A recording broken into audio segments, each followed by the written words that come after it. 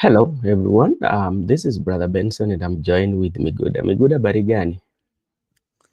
Niko salama kakangu, labda za kwako? Mi niko vizuri. Labda jioni yako, wiki yako, kila kitu kwako imekuwa aje?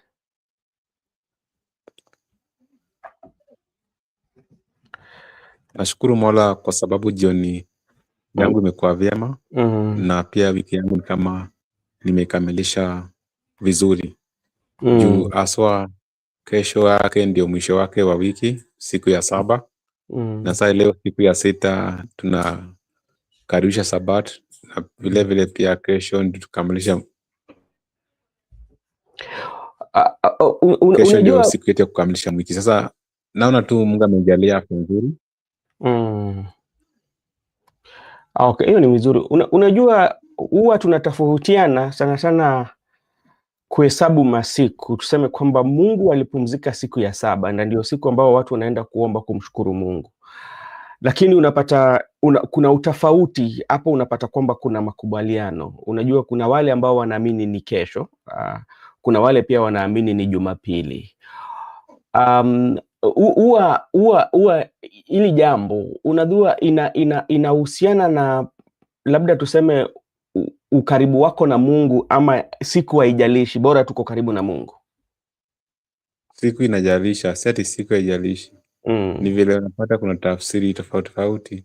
Na vile wale watu wa Rumi walikuwa na tafsiri yao, wale Wayahudi walikuwa na tafsiri yao. Lakini unapata hata ukisoma Biblia kuna maelezo kamilifu katika Biblia, inaeleza siku tangu mwanzo. Hapo awali Mungu aliumba ulimwengu siku ya kwanza, siku ya Jumapili unapata Mungu aliumba. Hata wakati alifufuka Yesu Kristo, unapata asubuhi ya Jumapili ndiye alifufuka. Sasa analipumzika siku ya Jumamosi.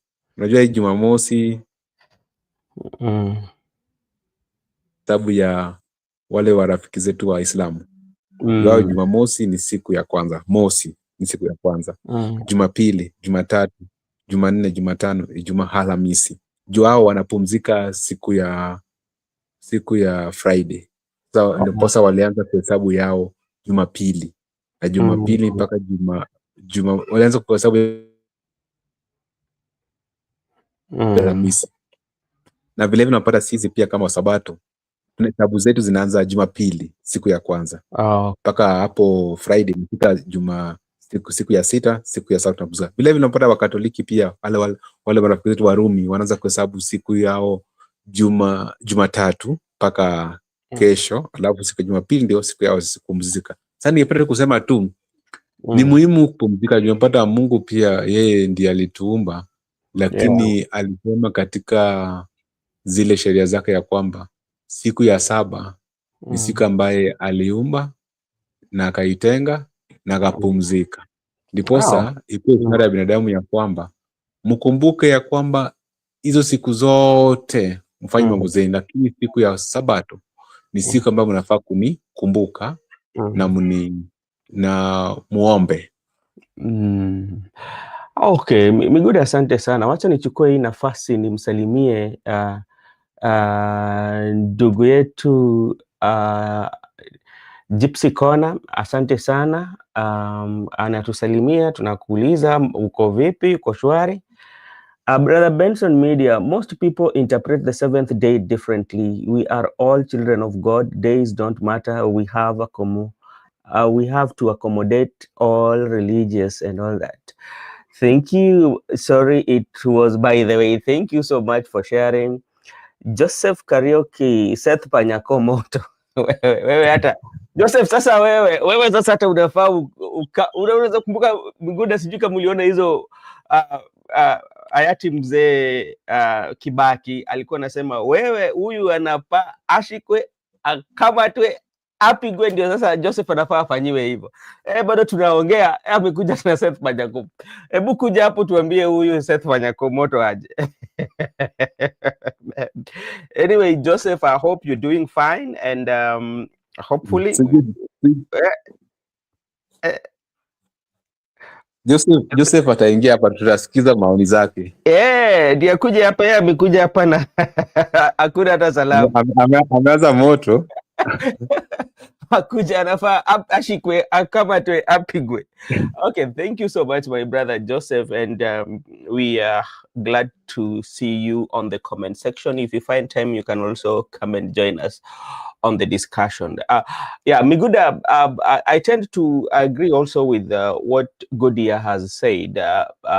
We are all children of God, and they sometimes do. It depends on the interpretation, on how you interpret it. But at the end of the day, because like I think you see, like maybe just to give an overview, or especially like my mother's religious, you know, like you saw me wearing that red robe, you know. Yeah. I saw you do. I saw you And wearing. like I saw so you many even with the drum. with the drum, The and drum. people are surprised that I usually don't do that, and I do that because like kwa Kiswahili tunasema kwamba makuzi yetu ilikuwa katika dhehebu ya roho, na kawaida yake wakati ambapo tunashukuru ama tunashangilia ama tunamtukuza Mungu, baadhi ya vitu ambazo tunatumia ni ile ngoma. Pia kuna vitu vingi, na pia inafaa uvae nguo rasmi, lakini unaweza sema kwamba unaweza kuwa na jora nyekundu ama jora ambayo ni nyeupe, ama ni kanzu kama unaweza ita hivyo. Sasa unapata kwamba mojawapo ya, naweza sema kwamba ni mila, ama naweza sema kwamba ni desturi za kanisa za mama yangu, ni kuwa huwa tukiingia katika kanisa ama hekalu tunatoa viatu. Tunaamini kwamba hapo ni pali pa inataka ukuwe na heshima. Sasa viatu zote zinabaki nje, unajua, na ukipatikana na ama mkubwa wa kanisa yule ambaye ataangalia kuja kuite polepole na kukwambia bwana, heshimu Mungu bana, unajua we inafaa ukae nje, you know. Okay, let me see. Let me say something in English, kindly. Yeah. 1 minute.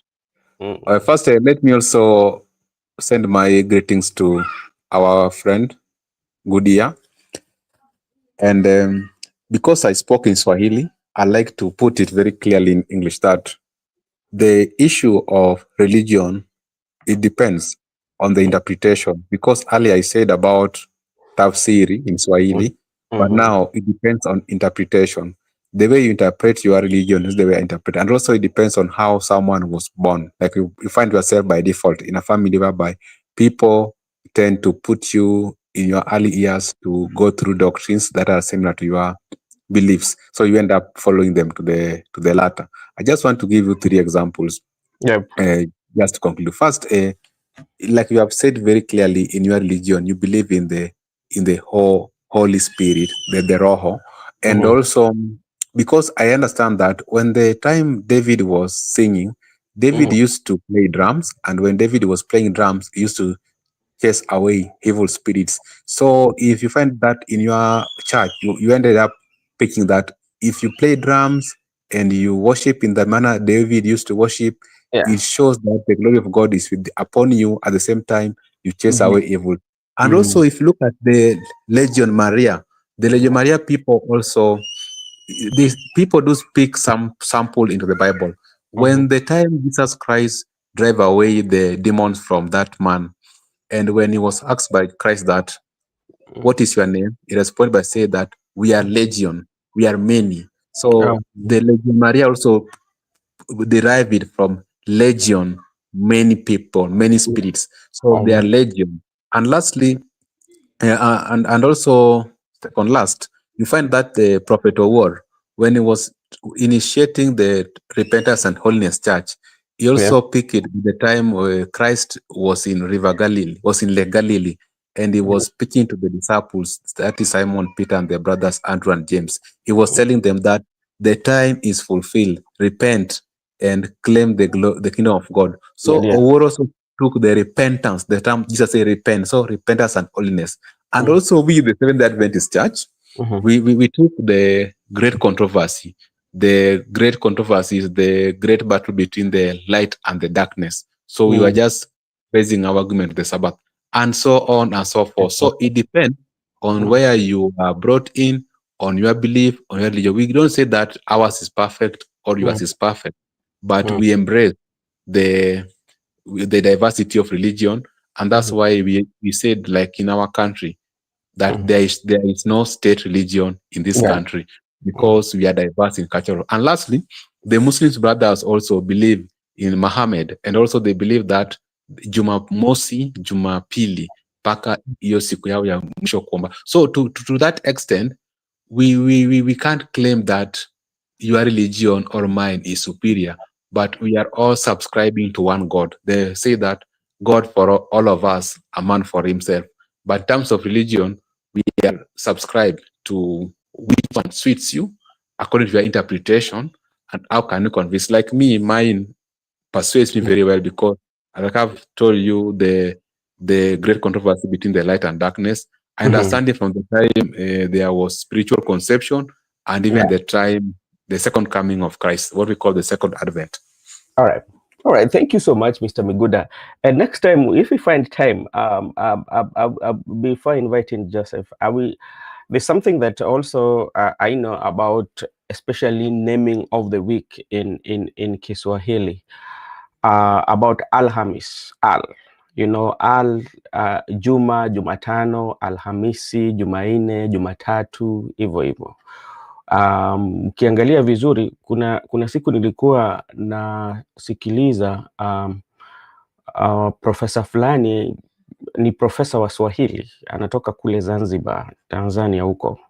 Alikuwa anaongelea mambo ya wiki, jinsi zilipatizwa hiyo majina: Alhamisi, Jumamoja, Jumamosi, hivyo hivyo. So siku moja tutazungumzia hayo. Joseph, habari gani?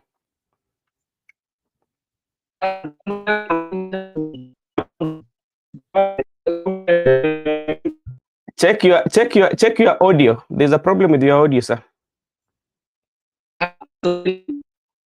Haya, check your audio, brother. We cannot get you. You are breaking. All right. As Joseph is checking his audio, Miguda, so that is quite much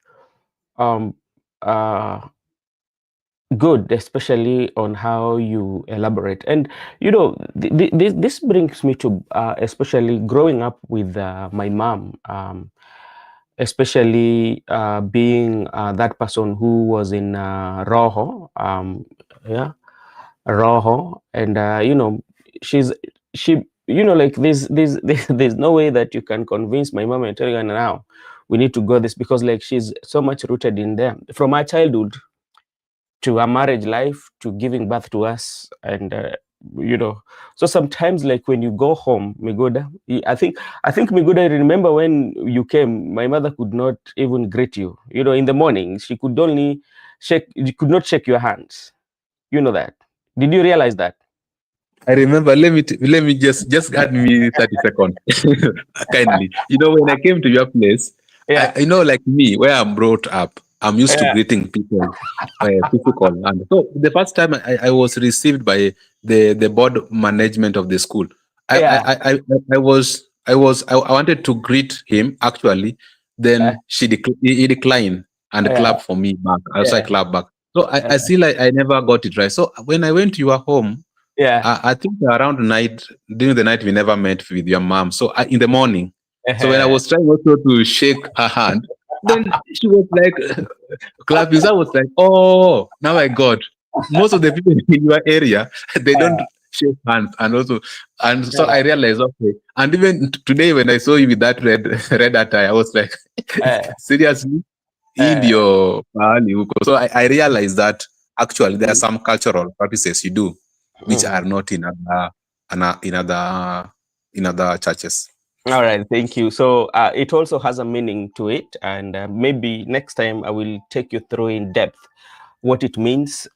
Even me as a son, maybe when I was still young, I would greet her, but like it reaches a certain age.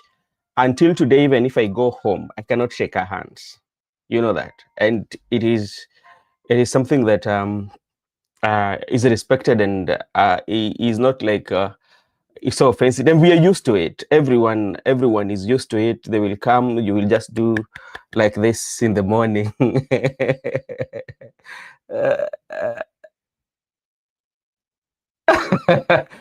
yeah, by the way, good year. One time we should take you to my mom and take you through not the saint, but I think is the culture, the doctrines of the church that where she is. I think like there's some rank that you go through the church if you've reached there, so you are not allowed. And something also very funny part of it is that uh, they don't, when they eat, they have to have their portion by themselves, so they don't share with anybody. You take your portion, and they only can share with the kids, but with adults they cannot do that. So there's so much cultural and doctrines of the church that are within that church that need more explanation. We need to study your religion, Brother Benson Media. Yes, it is quite much interesting to study, and even if you come to how we play the drum and everything, it is quite much interesting. One time we will do that study. Hey, Joseph, are you back, my brother? We leo umenyongwa. We ndio maana nilikuwa nakwambia venye uliingia wakasema bas, huyu ataka kutuchapa.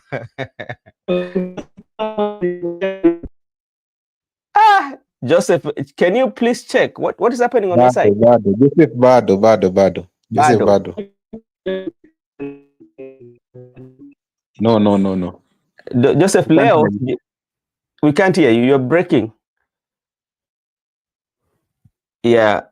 Even check on the comment section. So it is quite much interesting. Okay, thank you so much. I don't know what is happening with our panelist Joseph today. We don't know what is happening on his side. And because we find ourselves with us, we are okay. So Miguda, there's quite much that is going on, especially in the country. We just want to look at yesterday the president had a State of the Nation address, and he gave quite much elaborate explanation on what he's going to do. And if you look at it keenly, it's that the president was giving a 10-year roadmap, not even a 10-year, maybe 10-year roadmap, whereby he wants to take Kenya from the third world country to the first world country. And there's so many I would say so many pillars that he did mention, and what he's going to do in terms of infrastructures. He talked about infrastructure, something that also the president talked about. President also talked about education in terms of funding, yeah. And from president himself, from the look of things, president saying that things are working. Yeah, there's also something that president say about employment of teachers. When you look at that is quite much true. He has employed that number of teachers. That is from the fact checks that were checked. So that is okay. But there are so many things that people still feel that is not adding up. In terms of fixing the economy, he talked about Kenya being now in Africa rank as the 6th in terms of GDP, which if you go to the Google, that is also true. But now let me welcome Joseph before we go into deep. Hey, Joseph. Can you hear me now? Yes, now you're good. What happened? Yeah, I've been hacked, bwana. I said, Seth Panyako, I have been hacked, bwana. Yeah, wewe umeguza. Why are you touching the red line? Unajua, something that you have to know. Before on a red line, you have to survey your area and see how am I going to cross this. You cannot just come bump. One. They're hacking me, bwana. They're hacking me everywhere. Anyway, how are you doing? I'm very fine. I've been doing great. I needed to change some. See wajanja kuniliko. I need to change some devices, and they'll never catch me. When did you come to the world of devices? You know that world is usually given to the good as people.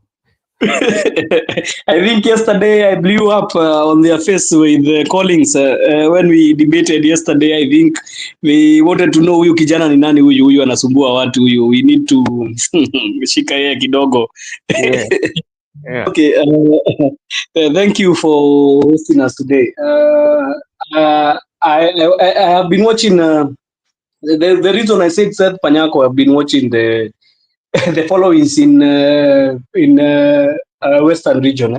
Yeah. And I can tell you, things are getting thicker. I think as the more we are getting into the last leg, I think next week we need to dedicate a show for the by-elections, because I think as we are getting into this, it's getting now harder and harder. Because today I saw the campaign that was being done by the United Opposition led by Akina Natembea and Matiang'i and Kalonzo. You know, today I also saw that it's called this guy. Malala and Natembea, yes. in good terms now. I saw the walisameheana, so I think mambo huko si rahisi hivyo. And I saw also in Nyamira, do we have a by election? I saw in Nyamira we have. I never knew even in Nyamira we have a by election. Yeah, they are MCAs. Because I saw also Matiang'i was there and he was campaigning. And he also was campaigning. I think he left in Bomet. So things are going to get in next week. Things are getting thicker. We need to see, because you know, I told you these by-elections are going to tell us the future of what the general election will be. That's why everybody is here. Yeah, and there's something about those by-elections that we will talk about. Especially, there are two areas that we have to pay keen attention to, because they seems to be like a battleground for the two major. I would say the government and the united oppositions, because when you look at Mbere, you could see the campaign money that has been put in place in that area, especially, and even the opposition, the united opposition is camping there, Honorable Rigathi Gachagua. And if you go to Malaba too, you are seeing all of them are there. So like those two places, they've decided to put more effort, and the government also is not relenting on those places. We've seen the as I said earlier, the money that we are going to talk about, especially with the IBC, because there's that limit money, the limit of money that you can use, especially in election, and the voter bribery that the opposition is talking about. What is the IBC doing about it? Yes, so those are some of the what we are going to talk about. But before we go there, I just want to give you overview of what President spoke about on the State of the Nation address yesterday. And as I said earlier, Mr. Joseph, is that President was giving a roadmap of taking Kenya from a third world country to a first world country, whereby he's looking at a projection whereby in maybe a period of 10 years, we will be in the league of Singapore, or would I call it the Asian giants. So that is where we are. Is it okay, or is it good step for the country and the people? Yes, and what should be done? So if you look here, I will just give you like some of the things that President said, especially road projects. President he announced yesterday that he will do almost 28,000 kilometer road. This is dwelling of major highways, including Rironi, Naivasha, Nakuru, Mau Summit Road, plus to tarmac 28 kilometers of roads, and dual of 25,000 kilometers more. That is, the energy is tend to increase 10 megawatts. Yeah, education, he has boosted education by putting in a total of 700 billion, and this one is from 490 billion to the education sector. He also talked about economy plan and sweeping economic plan centered on infrastructure expansion, agriculture self-sufficiency, and turning Kenya into a next exporter, especially that when you're talking about agriculture. And if you look at the infrastructure that he was talking about, he has pledged to put almost to something like around 5 trillion, and it pledged that no new taxes or borrowing to fund a 5 trillion infrastructure plan. So there will be no borrowing. He also said that it's going to create what we call the creation of National Infrastructure Fund and Sovereign Wealth Fund to attract private investment. And this was supposed to be signed into law like today, if we are speaking. So, and he also talked about SGR extension to Kisumu and Malaba starting in January 2026. And there's also privatization proceeds will be like this is told that the proceeds that will be the proceeds will be ring fence investing cited global models like Telemasic and Mabudala. What?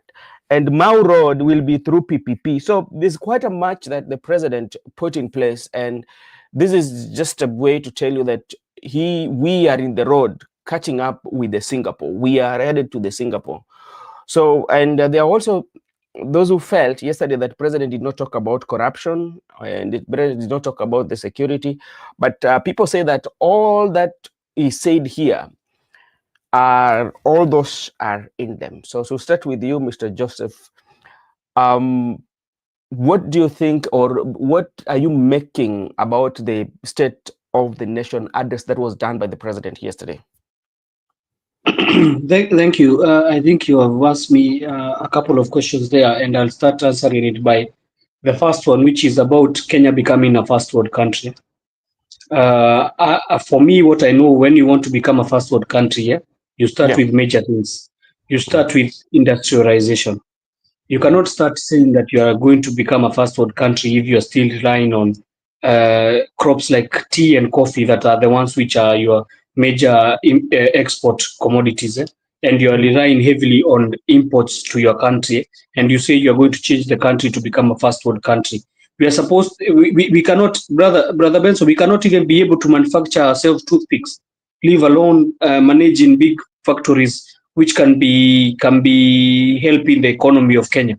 The factories that were built, some of them like Mumias and Pan Paper, they have already fallen down. They are already shut down. So what kind of fast food country are you telling us you are taking as if we cannot do even industrialization in the country? We even import some of the, if you want to become a fast food country, you need even to stop importing clothes. Why are you importing clothes from other foreign countries? And you say you want us to become a fast food country.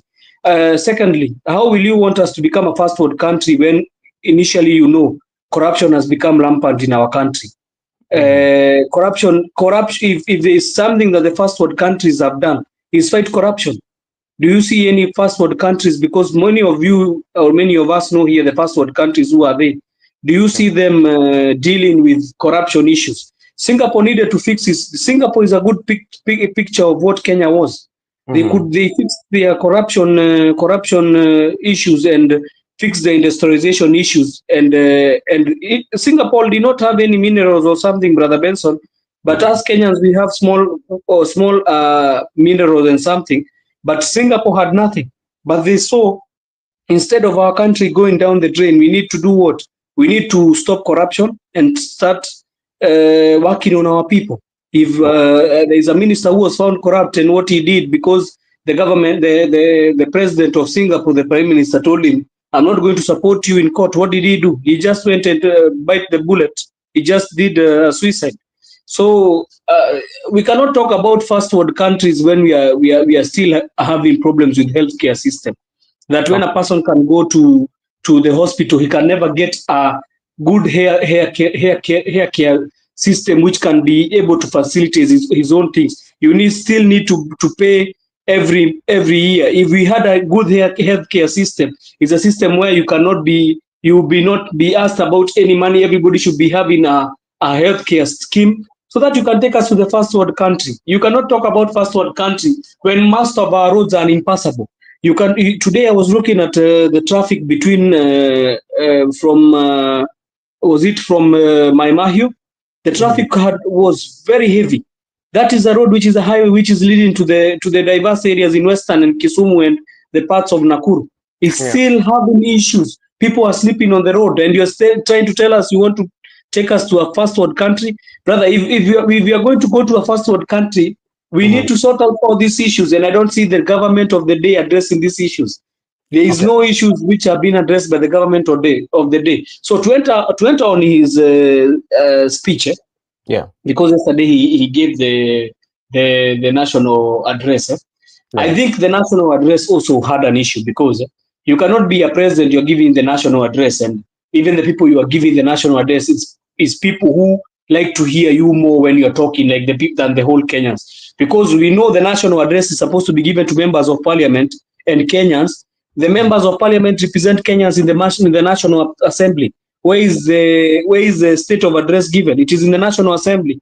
Those members were absent. If you look at the parliament, it somehow seemed, I've seen so many State of the Nation addresses, but this one, it almost seemed like it was almost a quarter empty. Not many members were there. Others even they staged a walkout. So what does it mean when you are giving a State of the Nation address and even all the people are not listening? If you watch the news in the morning, if you watch the news before the nation address in the morning, people are talking about certain issues that is paining them. When you're going to speak about a national address, you should not come and tell us about the things you have done. Yes, the things you have done are important, but you should come and talk about the things you have not done and the things that the people are fighting about, are crying about. People are crying about the economy. It is not working well. If there is anybody here who knows that the economy is working well, they don't have money in their pocket. That is what they are talking about. The economy is not working. The healthcare system is very poor. You cannot. It is you pay for the healthcare system, but when you go to the hospital, it's not working. You go to the education system. The education sector is falling down, Brother Benson. You can say you have employed 67,000 teachers, but at the moment you're employing these 67,000 teachers, most of these what do we call them? This junior secondary, Brother Benson, they don't have teachers. They don't have teachers. I told you my wife is a teacher. She tells me you find most of them, they have 2 teachers in the classroom. They are supposed to teach the kids from grade 7 to grade 9. What are we doing as a country? You're telling us you're giving teachers employment, and most of these even classrooms, most of them even are not built.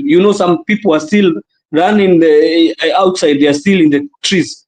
Okay, to come back to what he said, there is things that he has done clearly. We can see there is some certain aspect he did. We cannot take all of it away. But most of the things that he has not done, they touch on the fabric of the society. Because when you're talking about agriculture, when you talk about agriculture, it is the backbone of this country. And when you talk about agriculture, you cannot leave out fertilizer. Fertilizer should be in agriculture, because fertilizer is the one which makes these farmers to be able to put their yields. So what mechanism have they devised? Because after that consignment of fertilizer, the ones which we have been told were given by Russia for free and they sold to the farmers, what happened about the fertilizer? So it clearly shows there was fertilizer which had been given for free, they sold to the farmers. Because if the fertilizer was being brought for a certain small amount of fee, we could be seeing the fertilizer. We cannot see it. That program, where did it go? Where is the programs like Galana Kulal? Where did they go? You're talking about going up to be a first world country. Agriculture is failing. You're talking about first world country. I think even you should first stop talking about a first world country. We should first keep up with the second world country. We cannot even keep up with the second world countries. We are first talking about first world countries. I know, Brother Benson, you have been around. You have seen the first world countries. You have seen even their system. Let me ask you a question.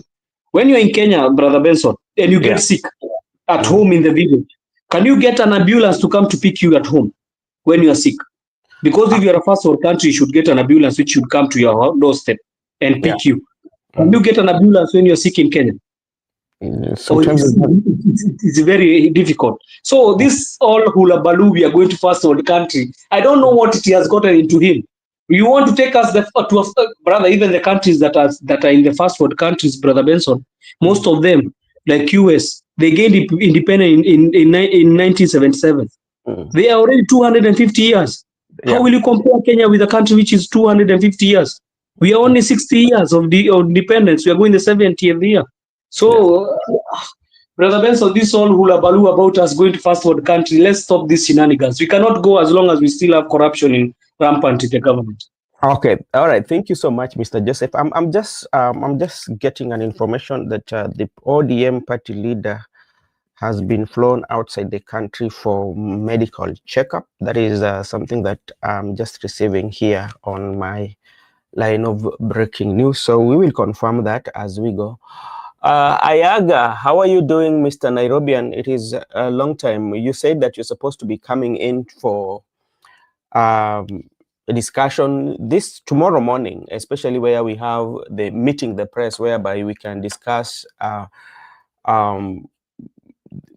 the briefs, like short analysis of what happened during the week. So tomorrow we are inviting you. I hope we are going to be there, me, Joseph, and Muzalendo. So if you can join, again, it will be a plus to us so that we can have this discussion. Miguda, maybe your overview, brief overview of the state of the nation address by the president, and based on the pillars that he have touched, and it's like it's like a roadmap to the Asian tigers.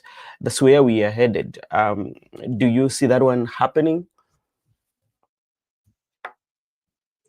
Oh, you talked about Asian tigers and Yeah. State of the Union address or State of the Nation address. But I believe that it was a quite good time for the president to actually brief the nation on the state of the nation. But on the other hand, he also used it to, I don't know, campaign or promise.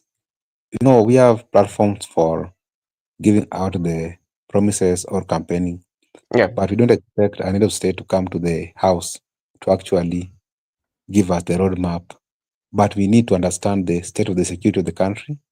We need to understand the state of the economy, the state of the Kenyan people employment, the state of how he's going to transform the country, but on what he has done, but not on what he's planning to do, because that's not the state of the nation, according to me.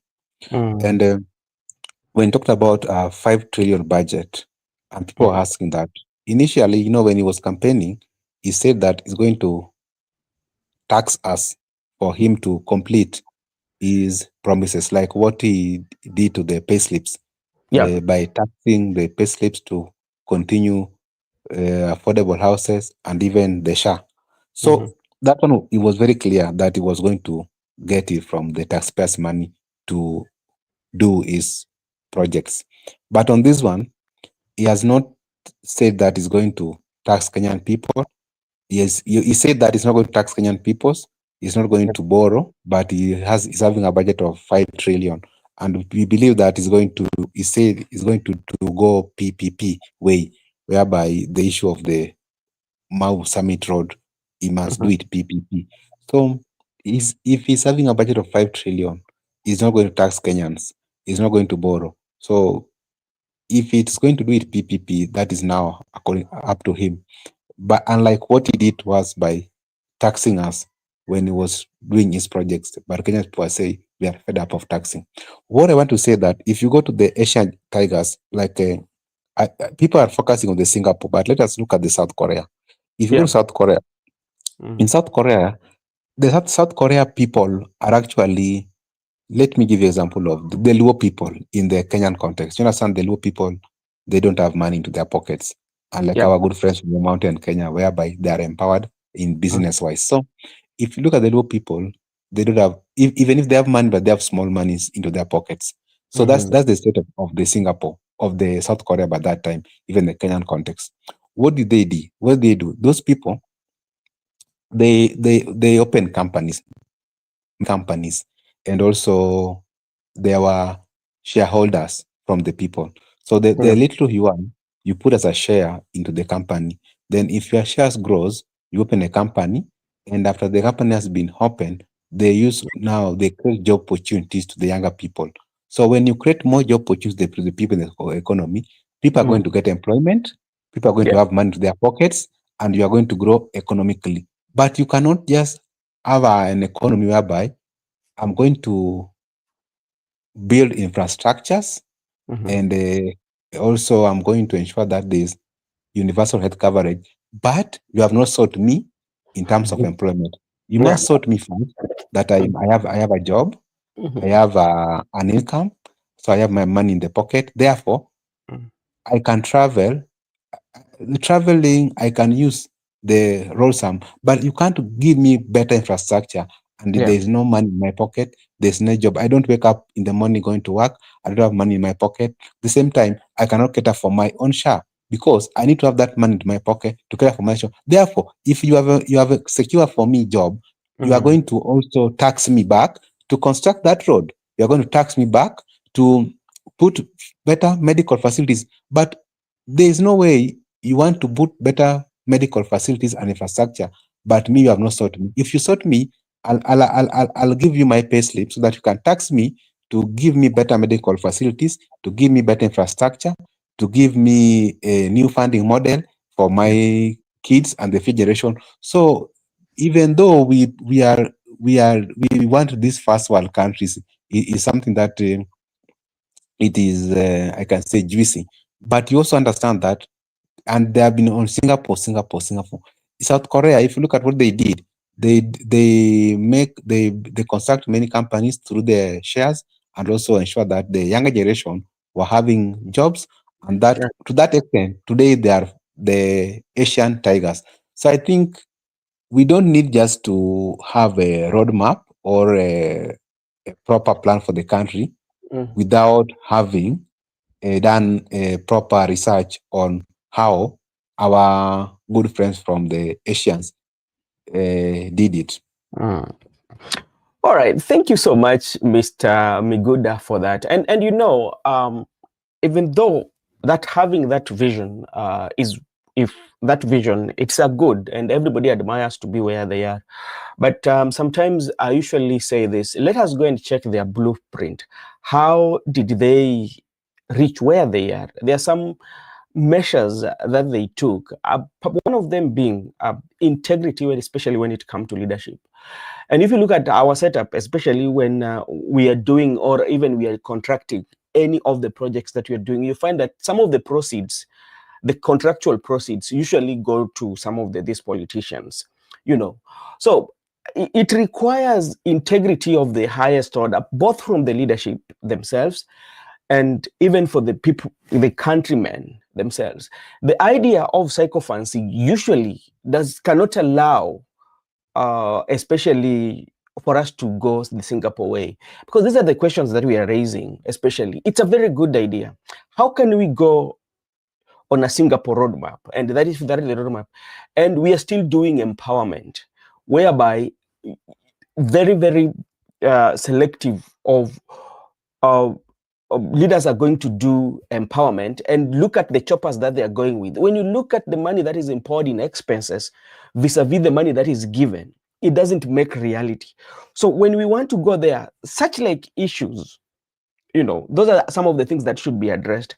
And when we are looking at politics, we do not look at politics on how to unseat somebody or to prove our prowess, but we look at who are these people that we are electing and how are they going to assist us, especially to move the right way. And remember, that was the other day that you saw an article that was uplifted. I think it was from New York. I think it was New York Magazine, and it was in the Standard about even the export, especially labor export that we do. You know, we want to go the Singapore way, but we are still exporting labor. We are not building our country. We are not building our country, especially we are not providing the spaces for this export labor that we are taking out to be invested in our country, but we are taking them out. So to me, I think it look good, but now how are we going to put that into implementation? So that is what to me I would say it's a very good idea. And another thing is that we should not put politics in it, because You remember, as a country, we usually have narratives that we usually use, especially when it comes to election. I hope this is not going to be one of those narratives that is being used to make voters to think otherwise, rather than providing. So I think it should be put in place, and we see the blueprint of how we are going to do it. How are we going to make sure that we reduce on the corruption? You know, Kenya is the only Kenya is among the countries that have created anti-corruption unit, yet we still have corruption in the large scale. But we have a body that deals with corruption. Yeah, among the countries, you know, to an extent whereby we are creating the body that deals with corruption, but still you'd see how corrupt the country is, corrupt the people are, corrupt, you know, that corruption, you know, it's yeah. So, but that is what we would want to say, but it's a very good idea. But like the implementation and the roadmap should be clear, corruption free, and people should be made to understand, and people should contribute. Okay, thank you so much, gentlemen. At we start today, opposition leaders unite behind Panyako in Malawa by election push, and we are seeing Dr. Fred Okengo Matiang'i also was there, as Joseph mentioned earlier. We saw Natembeya and Malala greeting each other and saying that, okay, now they need to work together, because them fighting in public, that one does not do good to the their candidate. But if they will be working together, that one will be good. And we're seeing major force, especially that has been invested, especially in Malaba and in Mere, especially with the United Opposition. We've also seen allegation of voter bribery, you know, and to an extent where we saw a governor, we talked about it yesterday, a governor decided to distribute lollipop to the residents of, is it Embu? New campaign styles in town. So let me start with you, Joseph, because why do you think like the opposition has decided to invade Malaba to push for Panyako? Yes, thank you. Before I answer that question, I want to echo what Eric Ayaga said there. It's a very good point. Yeah. He has talked about the Vision 2030. Vision 2030 was supposed to be implemented, and we are remaining only how many years to Vision 2030? We are remaining only around 4 years to Vision 2030. But the full implementation of the Vision 2030 has never happened. Yeah. We still have the same issues that we were having. I think Vision 2030 had also infrastructure in it. Also, leave even the Vision 2030. We had another vision which was brought of the four. What was it called? The four agenda. The four plan agenda. Yeah, the four plan agenda was a very good plan agenda, because it was talking on healthcare and other sort of and agriculture. And if that has not been implemented, how will we be able to implement this one of becoming a first world country? You know, we are a country who talks and talks and talks, but the full implementation of these things never happen. It's a good vision, but it's a good vision for what now? Because if the vision of the country is everybody is following the law and nobody is stealing money from the coffers, it's a very good decision. We can go to the first world countries if we want. But the systems there in place helping us to strive to go to the first world country. I highly doubt if we are the country who has anti-corruption commission, but they never work in anything. We have so many commissions, even the NCIC commission, which never does anything. It's just a toothless backing organization which never does anything. So I would like to echo the words of Ayaga there, because they are very strong. We have so many visions, but we never implement them. To come to the by-elections, I came here, Brother Benson, and I told you that these by-elections will certainly be a mirror to what is going to happen in 2027. It will be a very good setup pace for what will go down in 2027. And you can see most of these leaders, first in the United Opposition, they have decided now to put away all their differences, and they have come together for the campaigns. I saw today they were in in Malava constituency, where they were campaigning for Seth Panyakoe. And you could clearly see that those guys, they have become a lethal weapon. You know, I have seen the likes of Akina Farouk Kibet going to Malava almost every day. And, you know, the money that is changing hands there, it's not a joke. So what truly is going to happen in the next coming few days? It's going to be very fast, starting from tomorrow. Tomorrow is on a weekend. Yeah. Starting from tomorrow, it's going to be high octane politics. And I've seen also all of them will be in Bere on 24th of November, where they're going to be campaigning for the candidate in United Opposition. I'm very happy also. They have decided they are going to support any candidate coming from the United Front, whether he's in DAP Kenya and whether he's in DP, because these candidates are not from the major political parties that you can see. And I'm seeing, I saw Boni Halwale. You know, Boni Halwale is the chief whip in the Senate for UDA.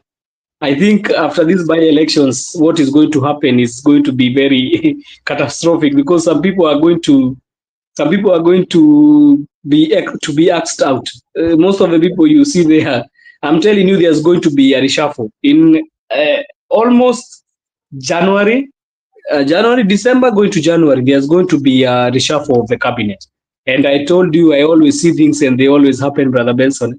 Just wait for the cabinet reshuffle, which is going to be in December or January, because you cannot be having these certain people who are together with you, but they're not helping you even clinch this seat. If Mbere is going to be taken by DP and Malava is going to be taken by DAP Kenya, I'm telling you, it is going to be difficult for those guys who are in government to try even explain themselves to the masses. But Malava constituency, that campaign is high octane. I saw Fernandez Galaza with Mudavadi. They were campaigning for this other guy. I thought the name was who I saw him. They were campaigning for him, and I can see also Natembea is a force there, because he's trying to rebrand himself in the Luya politics as a force to reckon with. So these few days will be money will change hands. You have heard how much money is being used in the by-elections. You find one by-election is even using 200 million. I think, brother, the money which is in Mbere North and Malava, the money that they are receiving right now, sidhani kuna nyumba ya mtu ambayo inuki nyama bwana. Kila jioni nyumba ya watu inanuka nyama na wengine inanuka lollipop. Unajua tuliona mtu anapatiana lollipop. So wacha wajienjoy, ni wakati yao ya kukula. Niliona watu wengine kutoka Nyandarua wakiambia watu wa Mbere, kama mmeshindwa kukula, mtu ile tukuje tuwasaidie bwana. Hii pesa ni mingi. So I think those are the things which are going to come certainly, because the by-elections in 27th November. It's on a Thursday. So it means Saturday, Sunday, Monday, Tuesday, Wednesday, 5 days. There is only 5 days. And I'm telling you, these 5 days, you see the campaigns in higher tech. You saw yesterday, Anani was very angry. Kidure Kindiki, he lectured Gachagua almost 10 minutes. And I'm telling you, this is not all about the MP for Mbere or the MP for Malava. This is all about to see how much power each has. Okay. All right. Thank you. Okay, thank you so much, Joseph. I will just continue staying. I will also engage you. And you've spoken of something that is quite much needs to be addressed, because look at the resources that is put in place, especially with those who are campaigning for the government, especially the money that is being poured, and the rumorsly that we are having almost over 200 million. And if you look at over 200 million with just only a by-election campaign, that is too much. Especially just only for somebody to get elected, and what is going to be aftermath of that? How will that one change the lives of the people? Because look at it this way, when you look at it, it's not even 2 years, it's less than 2 years, because and if you even calculate the money that the said members of parliament are going to earn vis-a-vis what has been put for campaign, it is quite much a lot. But now we are also waiting to hear from IEBC, because like there's a limit of resources that you can use, especially in by-election. What action are they going to take? Are we going to see what happened in Kasipul Kabondo for the two aspirants, especially those who are going to, that is Ongondo Were and Boyd Ongondo Boyd Were and Philip Aroko, who were fined 1 million for the violence that took place in their constituency? We are waiting for that. Miguda, let me come to you. When you say the opposition are not taking any chances, especially in areas that you say that the government has really invested in terms of resources, what does this one tell you? And as you talk about that, also mention, because today we've seen the deputy governor of Homa Bay, that is Honorable Magwanga, has officially today, as we speak, addressing the supporters of Aroko, and is now officially supporting Aroko. He has come out boldly now. And we have also Ogada, who was in the nomination in the ODM, also today throw his support to Aroko. What does it mean for the people of Kasipul? Okay, let me focus on Kasipul, since Joseph has delved into the issue of Mbere and Malava. But I'll just speak generally, then I'll focus on Kasipul. First, we have seen there is a hotly contested by-election in the country, whereby the government has come in and invested a lot of their resources.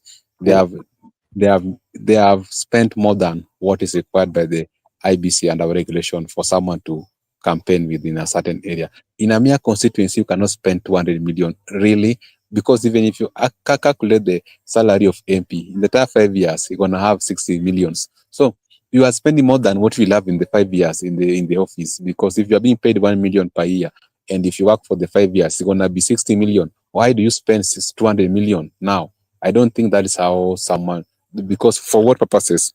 We are spending more than your salary. So what you are going to get in the entire duration. So I believe that there's a lot of things are happening. Voter bribery is going on. There's compromise, and also IBC officials have been compromised. And to that extent, I see there are going to be a lot of issues. But government has also decided that they want to push them to the wall. And maybe something that I must say here, that these elections, they are going to be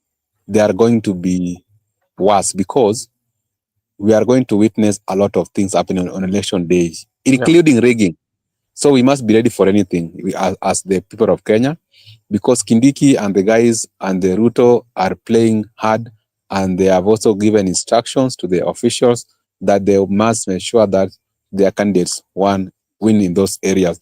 And also the people who are in the opposition, that's what the people are. The people also want to show the government that we, the people, we are the sovereign. We are the people who can speak lastly at the ballot. So me personally, I'm predicting that it's going to be a lot of violence. And also on that day in the morning, you will see officers, the law enforcement officers in those regions. They will beef the security, and there are a lot of things will happen in the course of the day. And that one you should not fear, because as we have been in those trenches, like I've told you in the previous election 2022, I told my friend Joseph in 2017, Matiang used to bring for us police officers, police station, into a polling station, but we overcome. So the people are always sovereign, because the people are more, and the people can always overpower the law enforcement. So people don't need to fear, because if you need, those are the challenges we are facing when we are fighting for the democracy, when you're fighting for the electoral reforms. You must face challenges. There must be that push by the state, because they don't want you to interfere with the status quo. So we are ready for anything, and because we were ready before, and the people should be ready, and that's how it is. So people should not be worried about anything that is going to happen. And I've promised you, there are people who are going to attempt to rig elections, and it's going to be to mess, because that's when you will touch the people. If you try to touch those elections, the people will react back, and if the people will react back, that will be up to the states. So I want to just conclude by the issue of the Kasipul Kabondo. Kasipul Kabondo, like I predicted, that is going to be Boyd Were, but there are a lot of developments currently going on, because I'm also having my intensive from the ground. Yeah, there are a lot of developments. the person who actually contested with Boy wearing their certificates, the runners up, Newton Ogada, has come officially and supporting Aroko. Oyugi Magonga, the deputy governor for the Mobile County, is currently supporting Aroko. And I've also heard Aroko speaking vividly in Luo. And he said, I'm not afraid of that woman. He's referring to Wanga. He said that that woman thinks that people are afraid of her. Me, I'm not afraid of her. And also, Aroko has insisted that he knew Ruto before Wanga. And he said that he was in the broad-based government before DM came. And now no one can lecture him or teach him on how to transact business with William Ruto because he was there before them. So to that extent, I can tell you that even Kasipul Kabondo is not going to be easy because he has also said that the people should cast their ballot and go back home, and the issue of declaration, they should leave for him. No one is going to touch his votes.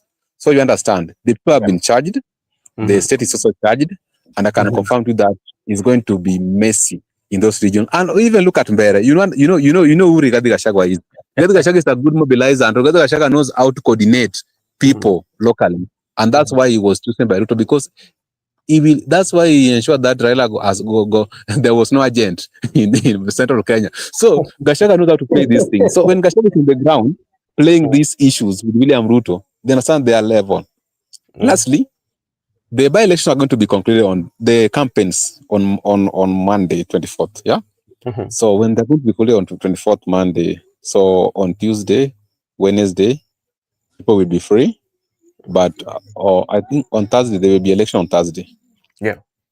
Then so I think Kindiki said he will be there until 28. Same as Gachagua. Farouk also said that he will be at Malava up to 28. And also the same case with Wanga.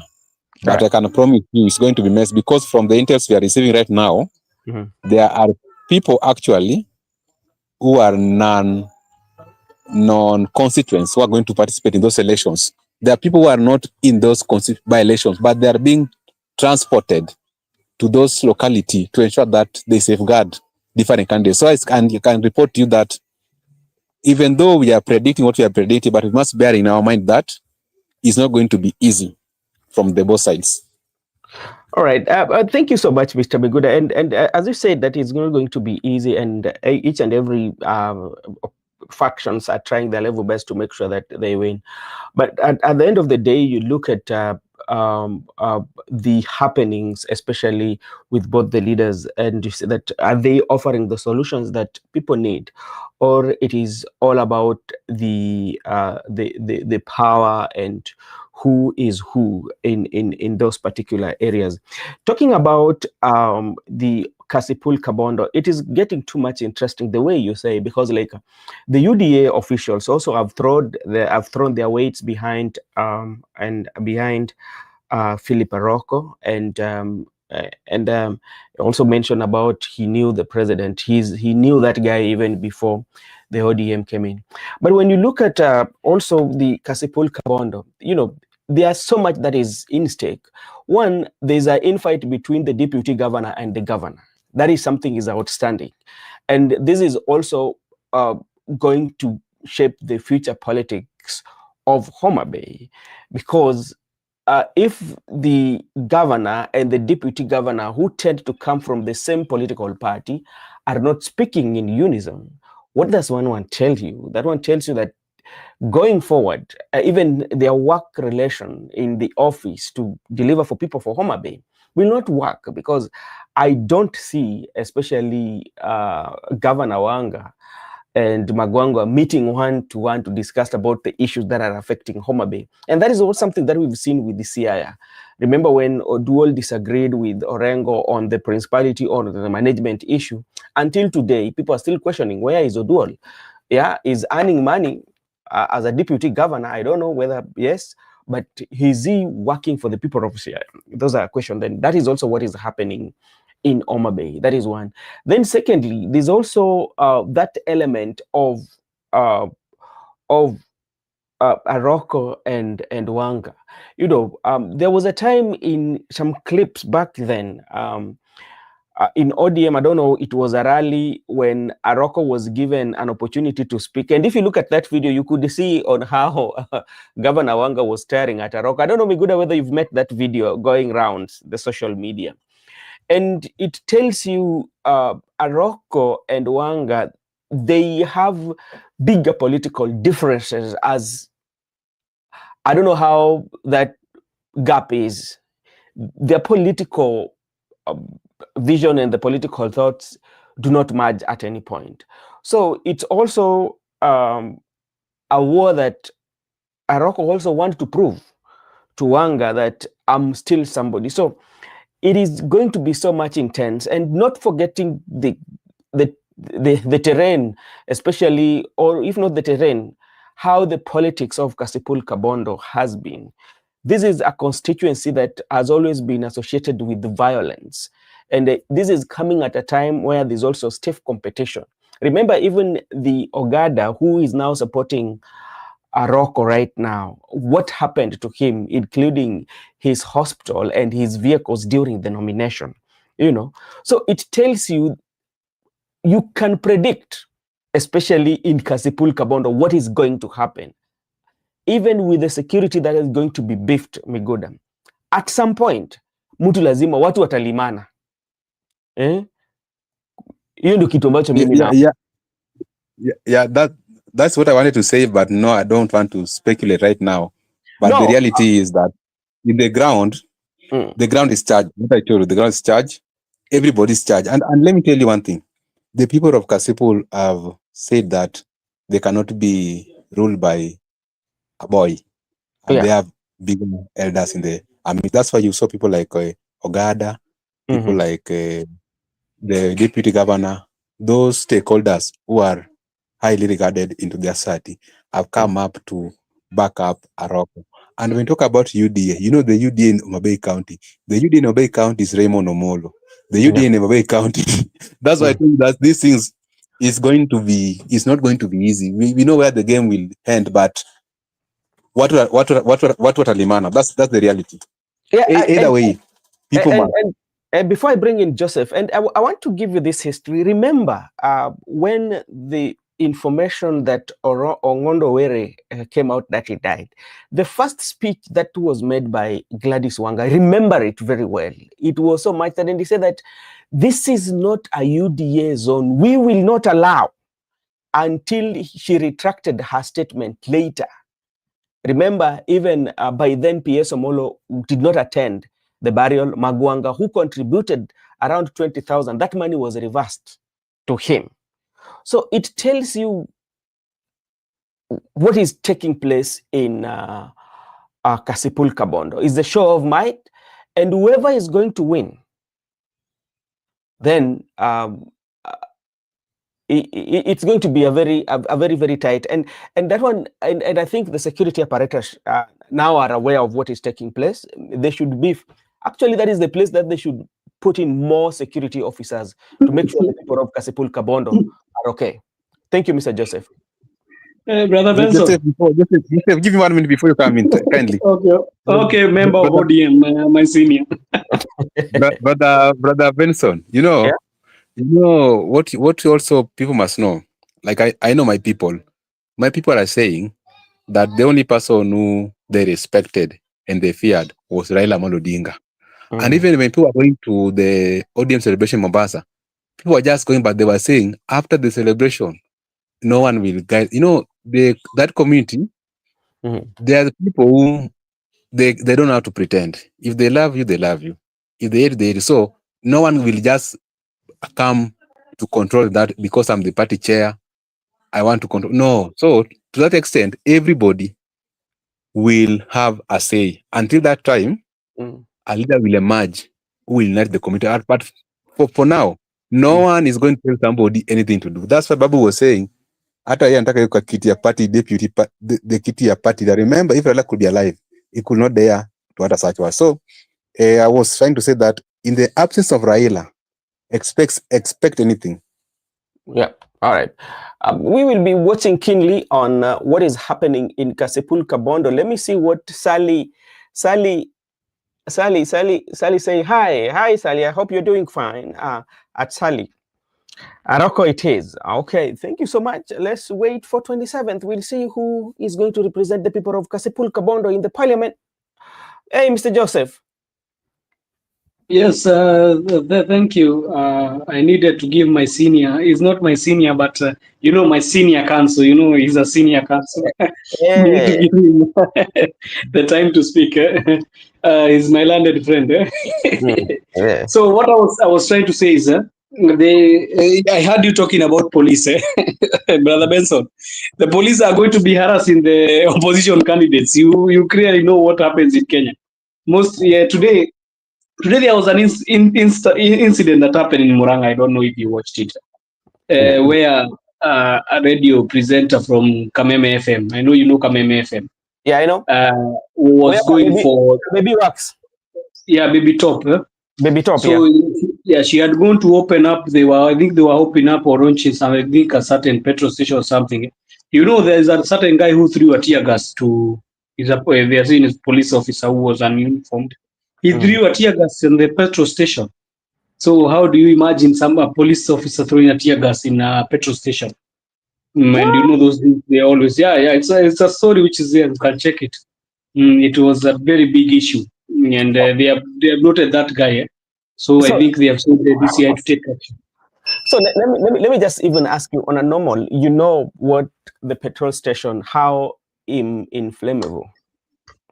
Yeah. And the issue was how many people were there. There was people who were there, kids. Kids now, they have closed school and they are there. So when this bad wagon goes, they always go with music. So you expect so many people were there. I think you'll watch that video later. There were so many people, and it was very dangerous. That thing, even that guy should be arrested and taken to a court of law, because he was. They know him. They found in the cameras they were taking. They noticed him. So it's very unfortunate. So that's what I'm telling you. When you hear Brother Miguda telling you that it's going to be even war, there's going even to be war in these by-elections. Then let me tell you one thing that is happening. In this by-election, everybody has a bone to pick with the other. There is somebody versus somebody. Leave the candidates. There is somebody versus somebody. You go to Mbere, you find there is Rigathi versus Gindiki. You go to Malava, there is this guy Natembea versus Mudavadi and Tangula, and the stroke akina Boni Halwale and akina Malala. Then you go to this Nyamira. We have Matiangi versus Osoro, kind of affair. We go to Kasipul. We have Gladys Wanga versus. Even you have said, I'm even shocked that the deputy governor. I think that county will now have so much problems in the coming future. Yeah, it will be. The dealings of that county will be very hard, as it seems. But what I know, these by-elections, there will be too much of rigging. Rigging will be too much, and I would like IEBC to be very careful with these by-elections, because these by-elections, they can also start burning a country. It is very divisive. It is very divisive. It can start from these by-elections and spread out to the whole country. So if IEBC is okay, they need to give us a very credible by-elections this time, as we know it. Because if they give a very shoddy work, it will be very difficult for the country, as we see. And also, it is also a test for IEBC, Brother Benson, because we are not talking about IEBC. IEBC is being put to test in these by-elections. How are they going to conduct these by-elections? Are they going to be free and fair? They have already started to they have started writing messages to the IEBC. So Justin Muturi writing to IEBC telling him that many people have started even buying people and bringing mobs from outside. And let me tell you, Brother Benson, if people are not careful, these by-elections might trigger a great thing that might be very bad in their country. So let them be careful, very careful with how they handle. And everybody has said they are going to stay. Kila mtu amesema atakaa, they guard their votes. So how will you think it will be? How will you think it will be? Like in Mbeere North, we have only 4 wards. Only 4 wards in Mbeere North. I don't know Kasipul has how many. Kasipul maybe has many. and the likes of Kinamalava. But I'm telling you, it's going to be a heck of a time in 2027 and 28. So they better be careful. All right. Thank you so much. And this is what Ayaga says. Ayaga says that in Mbere, UDA will win unless something urgent happens. Anyway, this is my opinion. I collect at a place called Java in Embu County. Joseph, do you disagree or you agree with what Ayaga is saying? Ayaga is my friend. He's saying in collectors Java, and me, I'll tell him I stay in those slopes. I know how the people are meant to be. Kikuyu people or the Mbere, let me tell you, there is no Mount Kenya East or West. People are going to see in that election. What truly happens, I'm telling you, brother, from experience of what I've seen in Mount Kenya politics. If people don't want you, they don't want. This is not about a case about Rigathi Gachagua or Kindiki. This is a case between Ruto and the people. The people in the mountain, they are feeling betrayed by William Ruto. This is about betrayal. It's not about this one is you people here outside. You are seeing like it is Karish versus Wamudende. No. This thing is about the people versus William Ruto. The people of Mount Kenya versus William Ruto. And I'm telling you, very soon you are going to see what I'm trying to say.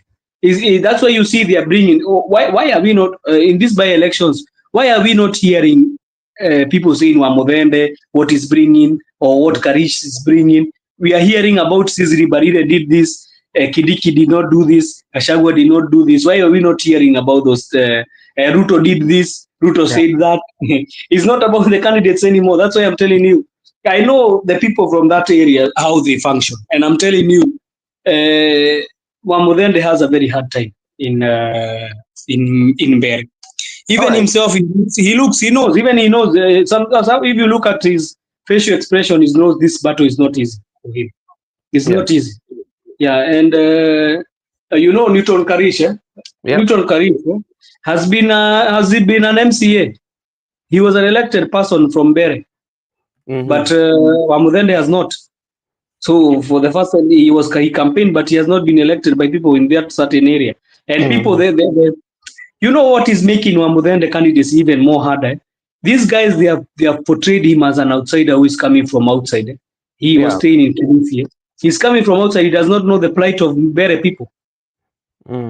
So it's a difficult course. But next week will show us. I think Eric Ayaga is saying to the UD. I'm telling him it's vice versa. The good thing time does not stand for no man. Next week. And that's what I say.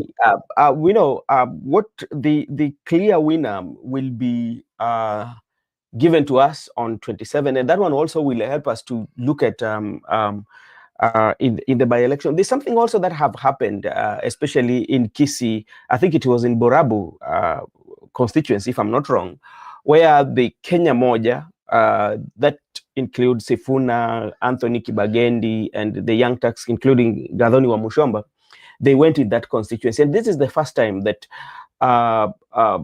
especially SG of ODM is not joining to support their candidate. If you look at Kasipul Kabondo and Kisii, that is Kisii County, and Kasipul Kabondo is not, I know it's not as far distance at the way we think, but it's something that can take almost like around, if at most, 45 minutes. But it's going for Kenya Moja in Kisii County and leaving the party bigwigs, including the chair lady of the party, campaigning for the Boyd Werep. This one still brings us to what is happening in ODM. Yes, thank you. And it's for me to answer. Thank you so much. I certainly saw Sifuna, and today he was talking very nice. I heard him talking certain things that even made me shiver. It's like he's leaving ODM or what? Because you heard him saying that Kalonzo akishika his side, sijui nani akishika his side. You heard him talking about that. Oh, that was not today. It was today. Yeah, I think there is a very big disconnect in ODM. There is a very big. People don't want to show it, but it is there, and it is going to. Even if they don't want to take it, it will not take now or next week. I'm going to tell you it is going to happen. In the near future, it's going to happen. Because those guys are not talking the same language. They are not speaking in one same language. You can clearly see that those guys are divided among themselves. Even in the campaign, if I think Raila was there, Brother Benson, this Kasipul campaign, everybody could be there. Yes. Everybody could be there working on these campaigns. So what I truly see is a scenario where ODM is dysfunctioning in certain areas. Maybe it has broken in the leadership of these leaders. So I think it will be a hard place. But I wanted to say something because Eric Ayaga said about Mount Kenya UDA, and tell him that and I already called Gathoni Wamushomba. You reminded me. Gathoni Wamushomba Benson was a strong heroine for people in Mount Kenya, but right now is being bashed off because of just one thing she did. Not even her she did, just one thing that was done. Kimani Ichung'wah came and said that they are friends, they know each other. So people started calling her Musaliti. Brother Benson, she has never recovered from that. So I know what I'm talking about when I tell you about UDA. UDA in Mount Kenya, they don't even. It's not the problem with Wamudende is not a bad leader, Brother Benson. Wamudende is not a bad leader. The problem is the party which is there. The party called UDA is what Mount Kenya people don't want. They don't want to hear about it. Let me ask you, is it the party or the person of the president? Yeah, the party is the person because UDA is Ruto and Ruto is UDA. So when they see UDA, they see Ruto. So all these things are leading to everything. They are leading to something, to something, to something. When they see Cesar Barire, they see a chairman of UDA. When they see CS Ruku, they see him as a cabinet secretary of UDA, of Ruto, coming to tell them what they want to hear and what is not up. When they see Kidure Kidik, they see him as a deputy of this guy. It's called of Ruto. So what is clearly happening is these guys they were fed up with Ruto, so they are taking it upon themselves. Not that Cesar Barire is a bad leader, not that those other ones are bad, but they will be casualties of calamity. I'm telling you. All right. In that region, there will be casualties because I'm telling you, in 2022, you saw how many people went casualties. They even voted out a guy called Lee Kinyanjui. Because of what? Because of a party.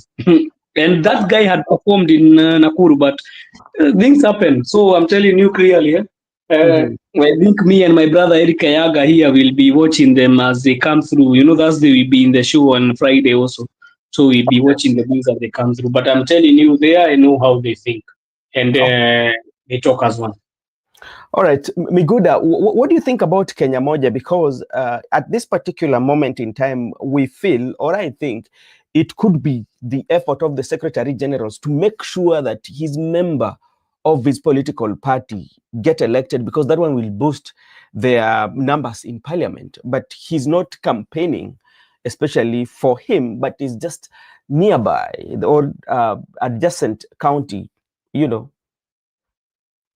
Bro Benson, there are things that people don't want talked about here. Even people like Sifona, they were trained with Raila that you don't speculate many things in public. But there are some realities here. There are people in this ODM who wanted to sell this party, and the people in this ODM who don't want it to be sold. So why do you want me to attend your meetings? And you are pretending. When people are in Mombasa, some people are pretending that as if they have never discussed on how to sell ODM. But it been discussed. None other than the daughter of the former Prime Minister, Winnie Odinga, confirmed to us that there are people who have been plotting to sell ODM. Then the same people want you to go with them. So if that's the case, people must be divided. Because if you can't listen to me, won't listen to you. That's democracy. So that's so if you see people like SG not attending those campaigns, it's because there's differences in that party. That if that is what you want us to do, you want to use us, then go and campaign for that guy by yourself. We will not follow you. For us, we are here to retain the party. And also, let me tell you, let us not pretend. There's a problem in ODM. Not that there's no problem. There's a problem. There's a big problem in ODM. There's a big problem, and that big that Liwe Liwalo, they must sell ODM. I don't know if they have been paid in prior, and the people have been adamant that Liwe Liwalo, they're not ready to see ODM being sold. And people are ready to agree. There's no point of agreement that ODM. That's why today you have had even Mbadi saying that he also want to be the party leader for ODM. But when Babu said want to be party leader, they are going against Babu that no, you can't discuss how to take your father's seat when your father is sitting on it. But why can't they today gang up against Mbadi? Because Oburu Odinga is older than Mbadi. So we must be realist that if what Babu said is wrong, it is also wrong to Mbadi to say so. Not that it is only Babu who they castigate, gang up against. But when Mbadi said it, now Mbadi should not be touched. So the reality is that those people who have taken money prior, that's their problem. Let them live their problem. But also the other people who want to retain the identity of the party for themselves and the family. And people are having interest. That people don't want to mention names, but that I think that's why there's a difference in ODM, and there's a big difference. And even going forward in terms of nominations, if you can't agree with me, if you can't give me my certificates and I've won those elections, my friend, people are going to win those seats with the independent candidates. And even look at now the issue of Kisumu, Kisumu County. Let me cite for that example. Kisumu County, we have right now 7 candidates who want to be governors. Yes. We have the 3 from ODM. We have Adomo War from Nyakach, Owili from Nyakach, Ojenda from Nyakach, 3 from Nyakach. Then we have Ken Obura from Kano, Ranguma from Kano, and also we have Ron from Kano, and lastly we have Rosa Buyu. Look at those people. What about Ruto Odinga too is being said that might be. Yeah, we have Ruth. We have 2 candidates. So tell me, if you give certificate to Ruth or Rosa Buyu, do you think Aduma will step down or agenda? No. So to me, I can say there's a problem.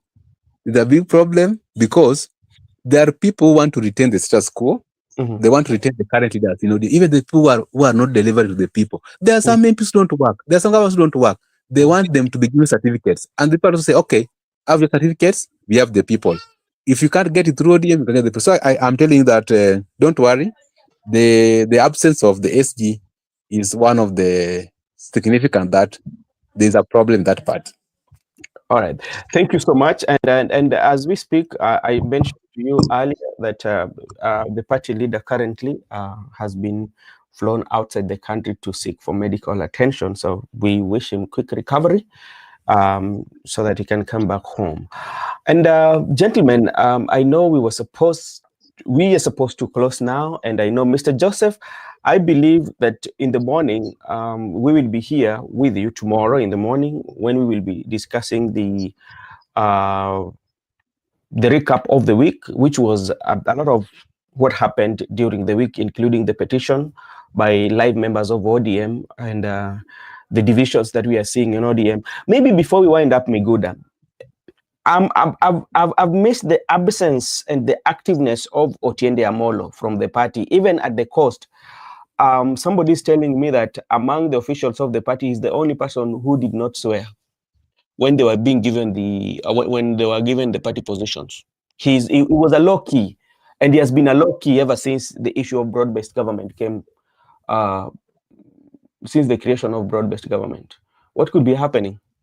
And these are the legoments that ODM usually have. That's a good question. Brother Benson, and also as he answered, also I need to know about, he can answer also about, it's called who? This guy from Ledama Olekina. Yeah, Ledama. Another good question. I like your questions. They are very good because they are well thought out. Because let me tell you one thing. Sometimes when we come to this platform to report to you people, as we report what is on the ground, like I've told you before, my people, my community, there are people who we know them very well. No one can just rise from one corner of the world that today I want to give you directions, that I'm taking you to Ruto, that I'm taking you to to whatever. No, they have to ask questions. How? On which basis? So people like Otieno Amollo, they are not persuaded to this extent what's going on. So, and people like Otieno Amollo, there are many. Otieno Amollo is just one of them. And also Dama Lekina does not understand, because there are some pressing issues we are hearing from corners. What happened before we reach where we are today? And you have had people saying, give us 40 days, we will make a statement. So I think the time they will make a statement on their 40th day, now you will hear people from Ledama, Otiende. There are people who respect their principality, that we said 40 days. So we are not going to appear before the camera before 40 days. And that's why they're not missing even in parliament. They're not there. Mm-hmm. All right. Mr. Joseph, do you have something to add? Yeah, I think that one is truly missing. I think even me, you caught me off guard with the likes of Otieno Amollo, because Otieno Amollo, I know, is not a person who is always silent. You find him talking in the corridors of power. And Olekina also is a person of, I have not understand what is happening. So I think Adamigud has told me, maybe if they said 14 days, we are going to wait and see. But yes, Brother Benson. Go ahead. Yeah, but as we are talking about by-elections, I cannot say who will win or who will not win. Let's wait for the decision from the people of Malava, Mbere North, Nyamira, and Kasipul. They are the ones who are going to decide what is going to happen. Right now, there is no intimidation. People have stopped being intimidated by the government that they are going to use machinery. I'm telling you, people are going to guard the votes. If you heard what happened in Malava, you know what happened in Malava today morning? The police had stopped the campaigns for the opposition leaders. And the people, when the border people say, when they say the PANA, we are going to continue with the Nini, and it was so chaotic. I'm telling you, if they are going to try anything about voter rigging, it will be. That's why I'm telling IBC should be very careful with these by-elections. All right. But for ODM, we are going to see as it goes by. There is a division which is being created there, and we'll see who is going to take the day. Because now, if I want to send my quick recoveries to the party leader, because now party leader is Oburu, as he goes for medical treatment. Okay, and I read somewhere, because I read a tweet of Mutai Nguni, and he also suggested that ODM might die. Okay, we will discuss about that one. Yeah, Mutai Nguni, I'm not very fond of him, but he's okay. He is the tyranny of numbers. Is the tyranny of numbers. He's the person. Do you know that his tyranny did not work in 2022? Okay. Actually, Mutai Nguni used to support the BBI faction, and with all analysis by like what happened this time around, he did not get it right. And he's also supporting BBG also. Yes. Now you have BBG. Yeah, but he shifted to president camp after everything, after the election. I think like he switch his allegiance to the Kenya Kwanza. So be careful when he's talking about politics in Mountain. I think he don't understand very well. He's from there, but I don't really understand the politics very well. No. Okay, Ayaga now is talking from Rarieda. My MP is alive and kicking. In Rarieda, Wanga can't wink us. He can't take an oath. That is illegal. Rush. You people relax. Fireworks coming. Oh, okay. Benson, let me conclude. This is what I was saying. I was telling you people that there are people who are very principled. And let me tell you one thing. Something is not adding up in the party. And there are people who want to wing people that something is adding up, because there is an allegation. And this allegation, the people who have been alleged, they just want people to go their way without any consent. So if it's not until it adds up, that's when we'll have people like Ninamal. But for now, we're just saying, let them have their day. The people will have their say. Okay, talking about Otieno Amollo, I can remember during the BBI, especially in Parliament, there are some of the questions that Otienda Molo raised, especially when it comes to the creation of the constituencies. And that one costed him. I can remember he was in the JLAC committee. They had to take him off of that committee. Am I right? JLAC? Yeah. JLAC usually deals with the constitution and everything, right? Yeah, I know. I'm shocked that he was taken out of JLAC. Go check. And no, he's a senior counsel. Why they take? Joseph, Joseph, let me tell you a story. I was kicked out, so that you can understand that there are things that we must get right before we make our decision. You know, Otinda Molo and Orengo actually advised Raila before they came to Parliament that because there was introduction of new constituency in the BBI, and Mount Kenya are going to have many constituencies. So they tell Raila that if Mount Kenya are going to get many constituencies and Ruto is going to win elections, what are we going to have? We have lost the election, we have lost the constituency. Let us either get the constituencies and lose the presidency, or we get the presidency and lose the election. So they were like, Orengo is going contrary to the decision of the party. You know what happened? Very early in the morning, Baba summoned John Mbadi and Junet at current residence. Then they were shown the text message because Otinda responded to Baba that I can even resign from that position of JLAC. I can even resign as ODM member. I can go back and practice my law. So Raila showed them, look at what they have done. Look at what is texting me. The very day in Parliament, the Otinda Molo was kicked out by John Mbadi, but then minority leader. Junet Mohammed was the minority whip. So he was told, but you can no longer hold this JLAC position. Yeah. And it was final. So, I can tell you that we are not, like the other day I told you that we know these things, we know everything going on. We just don't want to speculate. At the right time, people will strike.